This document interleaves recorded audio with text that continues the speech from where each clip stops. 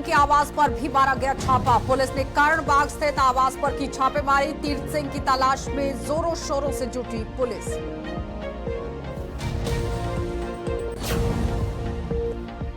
बाबा बूढ़ा अमरनाथ यात्रा की सुरक्षा रहेगी चाक चौबंद। इस बार यात्रा के लिए पहली बार तय हुई समय सीमा। पुंछ जिला प्रशासन ने निर्धारित की वाहनों की समय सीमा। निर्धारित समय सीमा की बात नहीं होगी आगे जाने की इजाजत। और हट माशका सड़क मार्ग बंद होने से ग्रामीण हुए परेशान। मार्ग बंद होने से दर्जनों गांव का आपस में कटा संपर्क और बारिश ने पहले से बदहाल सड़क की बदतर हालत को बना दिया। लोग 19 किलोमीटर का पैदल सफर तय करने को हुए मजबूर। नमस्कार, बुलेटिन में आपका स्वागत है। मैं हूं आपके साथ आशा सरमाल। चलिए शुरुआत करते हैं जम्मू कश्मीर से जुड़ी खबरों की। सबसे पहले आपको बड़ी खबर दिखा देते हैं। यहां पर आप देखिए, जम्मू में फर्जी गन लाइसेंस मामले का आरोपी यहां तीर्थ सिंह के ठिकानों पर पुलिस ने दबिश दे दी है। आज फिर से छापेमारी की गई। पुलिस ने जम्मू के कर्णबाग स्थित उसके आवास पर छापा मारकर अपनी जांच को आगे बढ़ा दिया है। पिछले दिनों तीर्थ सिंह की एक निर्माणाधीन बिल्डिंग में छापे मारे गए और इस छापे के दौरान यहां पुलिस को एक बैग से 417 फर्जी गन लाइसेंस मिले थे। तीर्थ सिंह फिलहाल फरार है, जिसकी तलाश जोरों शोरों से की जा रही है। उसके आवास पर आज मारे गए छापे के दौरान यहां पर क्या कुछ निकलकर सामने आया है, इस पर भी आपको जानकारी देंगे। लेकिन फिलहाल बताते चलें कि लगातार आप देखिए किस तरह से छापेमारी का सिलसिला बदस्तूर जारी कर दिया गया है और संपर्क खंगालने की कोशिश की जा रही है, क्योंकि ये इतना बड़ा काम किसी एक शख्स का नहीं हो सकता है। इसमें संपर्क अलग अलग लोगों से किए जा सकते हैं, जिसमें राजस्थान का भी नाम आया है। वहां पर भी पूरी तरह से गुत्थी को खंगालने की कोशिश हो रही है कि आखिर ये पूरा मामला है क्या, क्योंकि फर्जी गन लाइसेंस को लेकर इससे पहले भी पुलिस सक्रिय मोड पर आई थी। लेकिन अब टीम का गठन कर दिया गया है, जिसमें तीर्थ सिंह की ही तलाश शुरू कर दी गई है। उसके निर्माणाधीन बिल्डिंग के अंदर पहुंची थी पुलिस, जहां पर छापेमारी की गई। लेकिन उस बीच में किस तरह से यहां पर अब कार्रवाई को अंजाम दिया जाएगा, यह बड़ा सवाल है, क्योंकि एक बैग में से 417 लाइसेंस यहां पर बरामद हुए हैं। इसी पर जानकारी लेंगे। अनिल शर्मा हमारे संवाददाता हमारे साथ ज्वाइन कर चुके हैं। अनिल, सबसे पहले ये बताइएगा, जिस तरह से यहां 417 लाइसेंस जो है वो बरामद हुए एक बैग के अंदर से, लेकिन संपर्क को खंगालने की कोशिश की जा रही है कि ये इतना बड़ा फर्जीवाड़ा सिर्फ एक शख्स का तो नहीं हो सकता है। कहां कहां पर संपर्क खंगालने की कोशिश कर रही है पुलिस? फिलहाल तो सबसे पहले अपडेट कीजिएगा, इस वक्त जम्मू के कर्ण बाग के अंदर क्या कुछ चल रहा है? देखिए, इस वक्त आपको बता दूं कि आशा, कर्ण बाग की बात करते हैं तो कर्ण बाग के अंदर जो है उनका जो रेजिडेंस है और उनकी जो शॉप है, वहां पर जो है आज सुबह तड़के लगभग जो है 8 से 9 बजे के करीब जो है जम्मू कश्मीर पुलिस और अतिरिक्त जो है सुरक्षा बलों के साथ जो है बड़े पैमाने पर जो है वो रेड की थी। और जो इससे पहले की रेड थी वो भी मैं आपको बताना चाहूंगा कि जो अंडर कंस्ट्रक्शन जो बिल्डिंग थी, जहां पर ये पूरे के पूरे 417 के करीब जो है इलीगल जो लाइसेंस ये रखे गए थे, वहां पर भी बड़े पैमाने पर जो है एसपी साउथ की बात करते हैं और उनके साथ अतिरिक्त सुरक्षा बलों ने बड़े पैमाने पर रेड चलाई थी। और आज भी इसी तरह से बड़े पैमाने पर रेड चलाई गई है। जो उनका स्थान बताया जा रहा है, जो उनकी शॉप बताई जा रही है, उन रेजिडेंस और उन शॉप पर जो है कमर्शियल बिल्डिंग पर कितनी जगहों पर छापेमारी हुई है? अनिल, आवाज आ रही है? कितनी जगहों पर छापेमारी हुई है?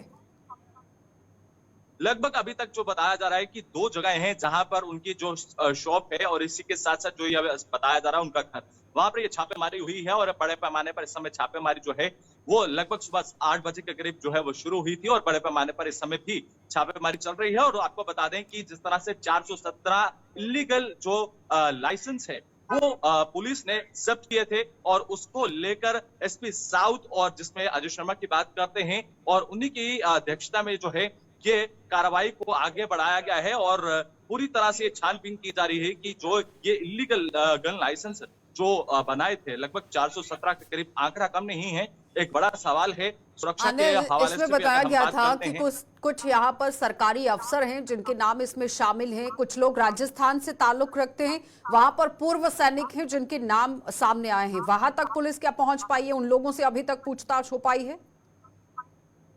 देखिए, लगातार पुलिस जो है वो इस समय सबूत खंगालने की प्रयास कर रही है। जो एब्सकॉन्डर है वो भी फरार बताया जा रहा है और लगातार इस समय अगर हम बात कर रहे हैं, 2 रोज पहले पुलिस ने इस पर जो है गहन तरीके के साथ पत्रकार वार्ता करते हुए ये बताया था कि बड़े पैमाने पर इसमें ऑफिशियल भी हैं और इसमें जो रिटायर्ड ऑफिसर्स हैं वो भी शामिल हैं। और लगातार इस पर जो है गहन तरीके के साथ जो है वो छानबीन अभी की जा रही है। आंकड़ा कम नहीं है, 417 का आंकड़ा है और ये आंकड़े में अब ये देखना होगा कि ये किस तरह से बड़े पैमाने पर जो है ये इसे बनाया गया था और इसे इसके बाद कहाँ सौंपना था और किस तरह से इस पर कार्य होना था। ये एक बड़ा यहाँ पर चिंताजनक सवाल है कि आखिर ये 417 के करीब जो इलीगल लाइसेंस बने हैं, ये बने तो बने कैसे हैं? ये सबसे पहला तीर सवाल सिंह को है। लेकर और कोई उसके सुराग बाद हाथ लगा है कि कहां पर है, किस तरह से यहाँ पर इस वक्त तो मिसप्लेस ही दिखाई दे रहा है, क्योंकि जिस तरह से तफ्तीश कर रही है पुलिस, परिवार वालों से कोई बातचीत हुई है? देखिए, अभी तक जो है लगातार सबूतों को खंगालने की कोशिश की जा रही है, चाहे वो रेजिडेंस हो या फिर जो उनकी दुकान जो बताई जाती है, उन दोनों स्थानों पर जो है दस्तावेजों को खंगालने की कोशिश की गई है। और दूसरी तरफ जब पुलिस ने प्रेस कॉन्फ्रेंस की थी तो ये साफ जाहिर किया था कि ये बड़े पैमाने पर है, इस पर गहन तरीके के साथ जांच चल रही है और जांच जो है वो अभी इनिशियल स्टेज ठीक पर है। है। और इनिशियल स्टेज पर आप जानती हैं कि जब ये जांच होती है तो एक बड़ा पैमाना साफ तौर पर तय होगा। ठीक है अब ये अनिल, बहुत इस बहुत पैमाने में धन्यवाद अनिल तो जुड़ने के लिए। तो फिलहाल आपने देखा कि एक बड़ा फर्जीवाड़ा जम्मू के अंदर देखने को मिला, जहां पर तीर्थ सिंह का नाम आया है, जिसमें आपने देखा कि करण बाग के अंदर पुलिस पूरी तरह से कार्यवाही में जुट गई है। लेकिन फिलहाल अभी पता लगाने की कोशिश की जा रही है कि आखिर तीर्थ सिंह कहां पर है, क्योंकि आप देखिए 417 लाइसेंस एक बैग में से बरामद हुए हैं और जाहिर तौर पर राजस्थान के साथ संपर्क जुड़ रहे हैं, पूर्व सैनिकों के साथ संपर्क जुड़ रहे हैं, कुछ सरकारी मुलाजिम हैं, अफसर हैं जिनके नाम इसमें शामिल हैं। अब देखना ये होगा कि सीबीआई को ये पूरी तरह से जांच सौंपी गई है, वो किस तरह से कार्रवाई करेगी। और दूसरी तरफ से जिस तरह पुलिस की तरफ से बड़ी कार्रवाई को अंजाम दिया गया, एक बड़ा खुलासा यहां पर हुआ है जिस पर अब कार्रवाई पूरी तरह से तेज कर दी गई है। आगे बढ़ जाते हैं। जम्मू संभाग में हाल ही में हुए आतंकी वारदातों का साया प्रसिद्ध यहां पर आप देखिए बुढ़ा अमरनाथ यात्रा पर भी नजर आ रहा है। पुंछ जिला प्रशासन ने एहतियात बरतते हुए पहली बार बुढ़ा अमरनाथ यात्रा पर आने वाले वाहनों के लिए समय सीमा तय कर दी है और ऐसी व्यवस्था अब तक जम्मू श्रीनगर हाईवे पर अमरनाथ यात्रा के दौरान यहां पर होती थी, लेकिन अब बुढ़ा अमरनाथ यात्रा के दौरान भी इस बार व्यवस्था कर दी गई है। निर्धारित यहां पर समय सीमा कर दी गई है, जिसके बाद किसी भी जत्थे या फिर वाहन को आगे बढ़ने की अनुमति नहीं दी जाएगी। और साथ ही साथ ही बताते चले कि पिछले दिनों जिस तरह से आतंकी गतिविधियां यहां पर हुई है, उसी को मद्देनजर रखते हुए सतर्कता यहां प्रशासन बरतता नजर आ रहा है। फिलहाल अमरनाथ यात्रा को लेकर जत्थे के साथ आप देखिए सुरक्षा व्यवस्था किस तरह से रखी जाती है, लेकिन उसके साथ ही अब यहां पुंछ के अंदर भी जो बुढ़ा अमरनाथ यात्रा चल रही है उसमें भी सुरक्षा चाक चौबंद रहेगी। हमारे साथ पुंछ से ही सनी जुड़ चुके हैं, सनी से ही अपडेट लेंगे। सनी, जिस तरह से ये पहला मौका है कि बुढ़ा अमरनाथ यात्रा को लेकर समय सीमा निर्धारित कर दी गई है, किस तरह से काम कर रहा है प्रशासन वहां पर? जी बिल्कुल आशा, आपको बता दें 6 अगस्त से बाबा बुढ़ा अमरनाथ जी की यात्रा जो है वो शुरू होने वाली है और 7 तारीख को पहला जत्था जो है बाबा बुढ़ा अमरनाथ जी का जो है वो पुंछ पहुंचने वाला है। और पहली बार देखा जा रहा है कि एक समय जो है वो बाबा बुढ़ा अमरनाथ की यात्रा जो आ रही है उसके लिए जो है वो निर्धारित किया गया है। और अगर बात करें तो पिछले 2005 से लेकर बाबा बुढ़ा अमरनाथ जी की यात्रा आ रही है और हम देखते थे कि बाबा बुढ़ा अमरनाथ की यात्रा जो है 6 बजे 7 बजे या अगर ज्यादा भी लेट हो जाती थी तो 8 बजे बाबा बुढ़ा अमरनाथ की यात्रा जो है वो पुंछ पहुंचती थी, क्योंकि रास्ते में बहुत सी जगहों पर बाबा बुढ़ा अमरनाथ की यात्रा के जो यात्री आते थे उनके लिए जगह जगह पर जो है वो स्टॉल लगाए जाते थे और यात्री जम्मू से लेकर पुंछ तक जगह जगह पर जो है वो रुकते थे। पर इस बार समय जो है वो निर्धारित किया गया है 4 बजे जो है जो यात्री हैं उन्हें जितनी भी बसेस जो है उन्हें बीजी जो है 4 बजे से पहले जो है वो क्रॉस करना है। इससे पहले हमने देखा कि पुंछ के अंदर एडमिनिस्ट्रेशन की तरफ से जो बैठकें जो है वो ली गई,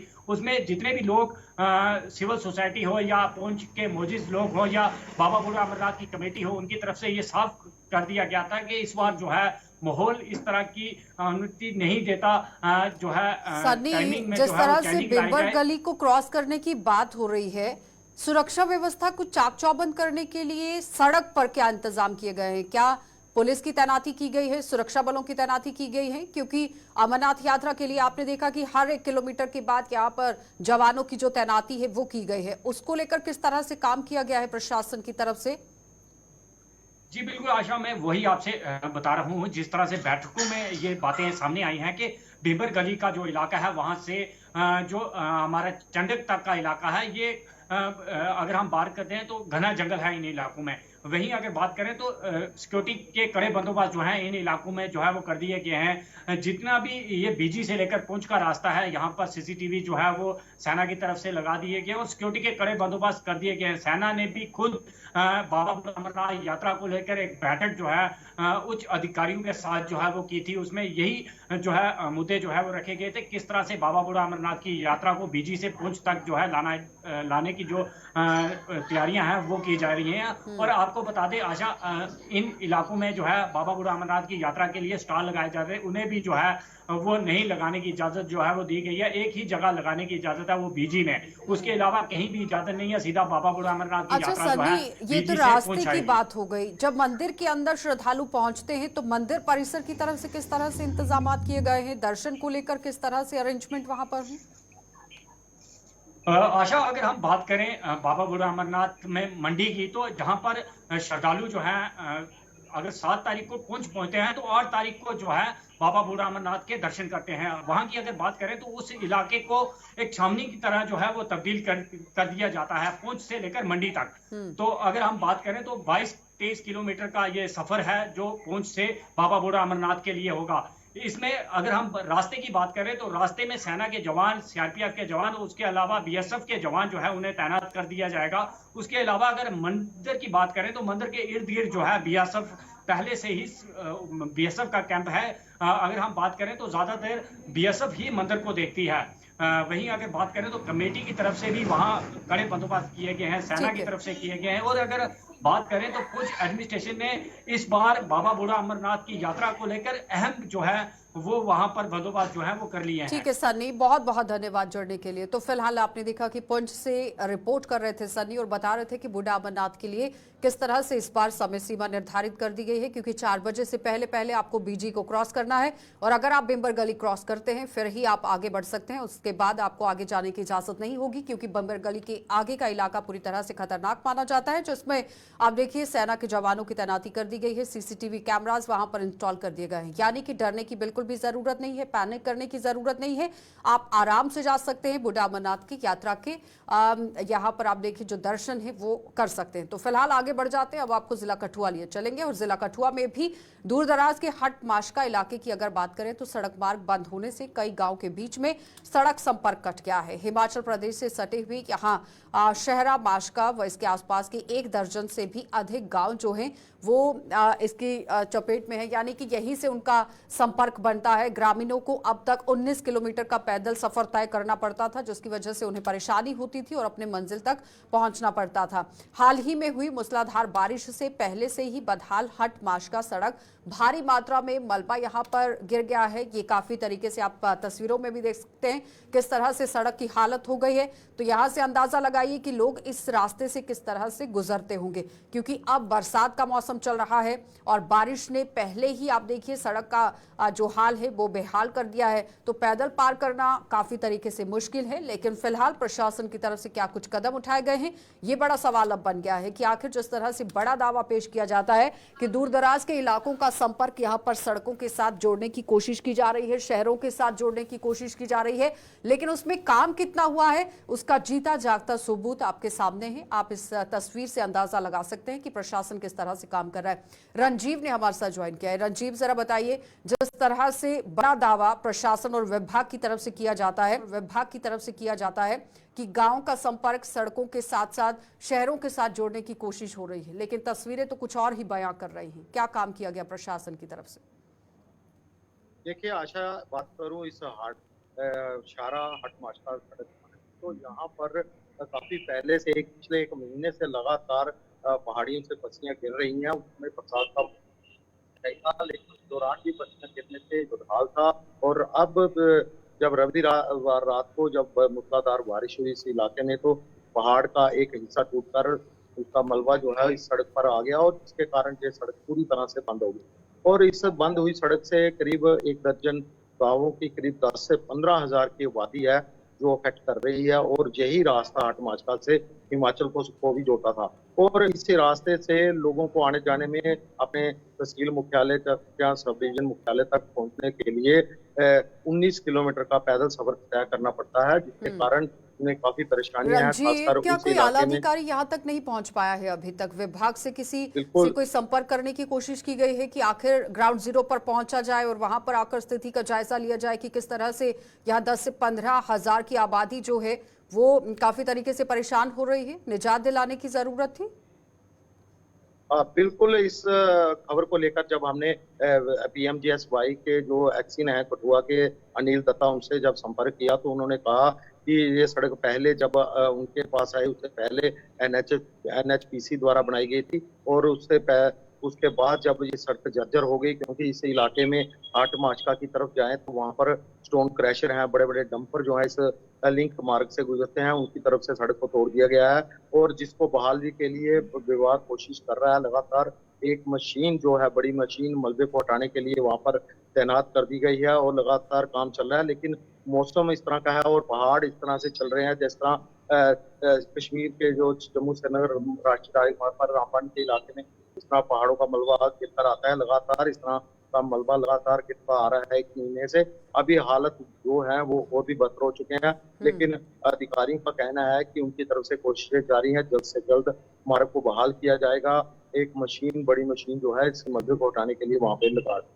चलिए, बहुत बहुत धन्यवाद राजीव जुड़ने के लिए। लेकिन विभाग को और प्रशासन को गौर फरमाने की जरूरत है कि लोगों को परेशानी हो रही है और यहाँ से जल्द निजात दिलाने की भी जरूरत है। आगे बढ़ जाते हैं। आज के इस आधुनिक दौर में भी जम्मू कश्मीर के कुछ दूर दराज के इलाकों के लोग बाबा आदम के जमाने की जिंदगी जीने को मजबूर हो रहे हैं। देश भर में सड़कों और राष्ट्रीय राजमार्गों का जाल बिछाकर सरकार भले ही अपनी पीठ थपथपा रही हो, लेकिन जम्मू सूबे के पुंछ जिले की थन्ना मंडी में क्या हालत है, क्या हालात हैं, ये हम आपको बताने जा रहे हैं। बताते चलें कि थन्ना मंडी से लेकर अलाल तक 10 किलोमीटर लंबी सड़क का निर्माण आज से करीब 13 साल पहले हुआ था, लेकिन इस मार्ग पर 2 पुलों का निर्माण न होने से लोग नाकू चने चबाने को मजबूर हैं।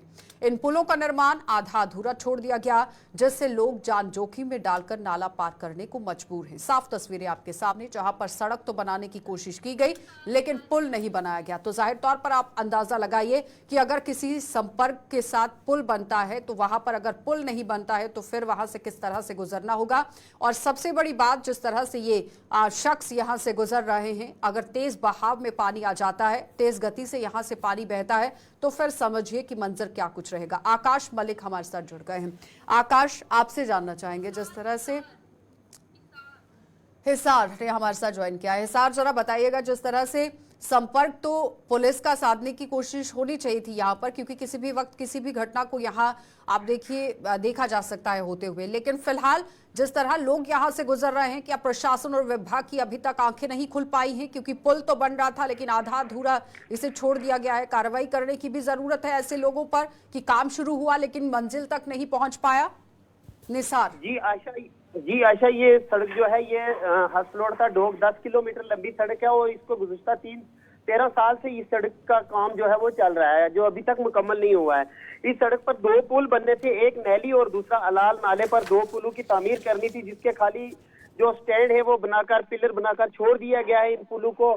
लेकिन जब भी ये नाले आते हैं तो यहाँ बरसात तो बहुत ज्यादा होती है, ये पहाड़ी इलाका है, तो यहाँ पर जब भी बरसात होती है तो लोगों को बहुत मुश्किलात का सामना करना पड़ता है। जरा ये बताइए कि काम पीडब्ल्यूडी यहाँ पर कर रहा था कि पीएमजीएसवाई? जी आयशा, जो ये काम है ये पीएमजीएसवाई जो है वो करवा रहे हैं और गुज़िश्ता 13 सालों से ये काम करवा रहे हैं, लेकिन अभी तक भी इस काम जो है ये मुकम्मल नहीं हुआ है। इस नाले पर 2 पुल बनाए जाने थे, लेकिन महकमा की तरफ से पीएमजीएसवाई के ही जो आला अधिकारी हैं उनसे बातचीत करने की कोशिश की गई आपकी तरफ से कि आखिर ये आधा अधूरा काम क्यों छोड़ा है? बरसात का समय है, लोग जिस तरह से इस रास्ते को पार कर रहे हैं, अगर पानी बढ़ जाता है अचानक से क्योंकि बरसात का मौसम है तो कोई भी हादसा यहाँ पर हो सकता है। जी आयशा, इस बारे में असिस्टेंट एग्जीक्यूटिव इंजीनियर जो हैं सफीर चौधरी, उनसे मेरी बात हुई है। उन्होंने कहा है कि जो ठेकेदार था वो गुज़िश्ता 13 सालों से इस पर काम बराबर नहीं करवा रहे थे, तो उनका टेंडर कैंसिल करके अब जो नया है इसकी टेंडरिंग की जा रही है और बहुत जल्द जो है वो पुलों के जो काम है वो शुरू करवाया जाएगा। चलिए निसार, बहुत बहुत धन्यवाद जुड़ने के लिए। तो फिलहाल आपने देखा कि किस तरह से आधा अधूरा यहाँ पर काम छोड़ दिया गया। अगर कॉन्ट्रैक्टर्स की गलती है तो फिर कॉन्ट्रैक्टर्स को भी ब्लैकलिस्ट करने की जरूरत है कि पिछले 13 सालों से यहाँ पर ये काम अधर में क्यों लटका हुआ है, लोगों को अभी तक निजात क्यों नहीं दिलाई गई है इस परेशानी से। आगे बढ़ जाते हैं, सांबा अब आपको लिए चलेंगे। जिला सांबा में भी सीमावर्ती राजपुरा को नेशनल हाईवे से जोड़ने के लिए घकवाल तक पक्की सड़क का निर्माण भले ही किया गया है, लेकिन हर साल बरसात के दिनों में यहाँ कुछ और ही हालात नजर आते हैं। बरसात में इस सड़क मार्ग का कुछ हिस्सा तालाब में बदल जाता है, जिसके लिए काफी हद तक स्थानीय लोग भी जिम्मेदार हैं। तालाब के बदले आप देखिए ये सड़क किस तरह से देखने को मिल रही है, यानी कि ये सड़क बिल्कुल सड़क नजर नहीं आ रही है, तालाब बन गई है। तो यहाँ हादसा किसी भी वक्त हो सकता है, जिनमें लोग घायल हो जाते हैं और कई बार इस तरह से हादसा हुआ भी है। लेकिन क्या वजह है कि इसके ऊपर अभी तक कोई काम नहीं किया गया है और आखिर विभाग क्यों आंखें मूंद कर यहाँ बैठा हुआ है, मूक दर्शक बनकर तमाशा देखने की कोशिश क्यों की जा रही है? ऋषि हमारे साथ जुड़ गए हैं। ऋषि, बरसात तो अभी महज शुरू ही हुई है और अभी तो बहुत समय बाकी है, लेकिन उससे पहले ही अगर सड़कें तालाब बन गई हैं तो फिर कहीं ना कहीं जो दावे हैं उनकी पोल जरूर खुल रही है। देखिए, बिल्कुल मैं आपको बताना चाहता हूँ, ये जो राजपुरा तहसील की जो सड़क जो घकवाल तक जाती है, हाईवे से जुड़ती है, तो ये सड़क की हालत पिछले कुछ लगातार सालों से हमें ऐसे ही देखने को मिल रही है। यहाँ बरसात के दिनों में लगातार पानी इकट्ठा हो जाता है, वो पानी गंदा लोगों के घरों में जाता है, दुकानों में जाता है और यहाँ से गुजरने वाले तमाम गाड़ियां लेकर जो लोग गुजरते हैं उनके लिए खासी मुशक्कतों का उनको सामना करना पड़ता है। यहाँ तक कि कई गाड़ियों का नुकसान हो चुका है, कई हादसे यहाँ पर जो हो चुके हैं, 2 व्हीलर वाले यहाँ पर गिर जाते हैं।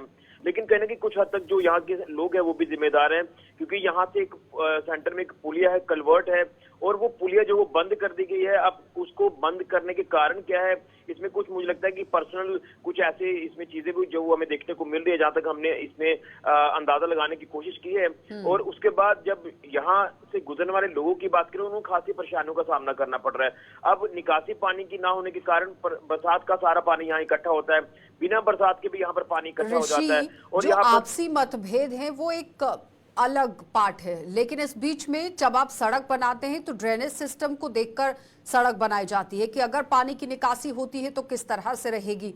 लेकिन वो सारा काम अगर यहाँ पर हुआ है तो फिर एक सवालिया निशान जरूर बन रहा है कि विभाग हस्तक्षेप कर यहाँ काम क्यों नहीं कर रहा है। बिल्कुल, ये जो आपसी मतभेद दूर करने की बात है, इसको लेकर लगातार जो इस इलाके में ब्लॉक दिवस आयोजित किए जाते हैं या पब्लिक दरबार जब यहाँ पर लगाए जाते हैं, तो हर दरबार में हर ब्लॉक दिवस में ये बात उठाई जाती है कि इसका कोई हल निकाला जाए, नहीं तो आने वाले दिनों में लोगों को खासी परेशानियों का सामना करना पड़ेगा।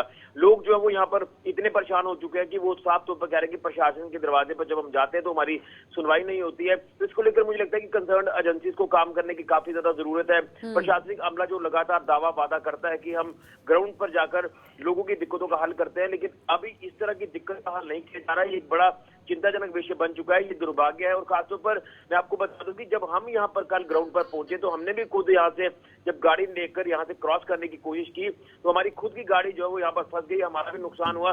लेकिन कहीं ना कहीं तहसील ऑफिस बिल्कुल साथ में, इसी बात को आम जनता को भी समझने की जरूरत है ऋषि, क्योंकि पानी भरा हुआ है, नीचे खड्डा हो सकता है, 2 व्हीलर से अगर कोई जा रहा है तो गिर सकता है, हादसे का शिकार हो सकता है, किसी की अगर जान चली जाती है तो इसका जिम्मेदार कौन होगा, ये बड़ा सवाल है। आपसी मतभेद को भूलकर इस रास्ते को बनाने की जरूरत थी, विभाग को हस्तक्षेप करने की जरूरत थी। बहुत बहुत धन्यवाद जुड़ने के लिए ऋषि।